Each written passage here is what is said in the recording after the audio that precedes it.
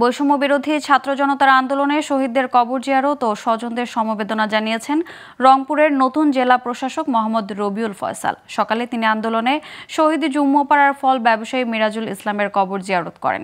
এর আগে তার পরিবারের সদস্যদের সাথে কুশল বিনিময় সহ জেলা প্রশাসনের পক্ষ থেকে আর্থিক অনুদান দেন। জেলা প্রশাসক শহীদ পরিবারের পাশে থাকা সহ শহীদ পরিবারের দায়ের করা মামলায় দ্রুত ন্যায় বিচার নিশ্চিতে সংশ্লিষ্ট কর্তৃপক্ষের সাথে আলোচনার আশ্বাস দেন।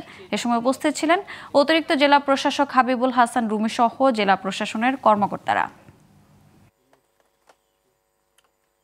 জেলা প্রশাসনের পক্ষ থেকে আমি আপনাদেরকে আশ্বস্ত করতে চাই, আমি এখানে মিরাজুল ইসলাম মিরাজ এই শহীদ পরিবারের এখানে আমি এসেছি।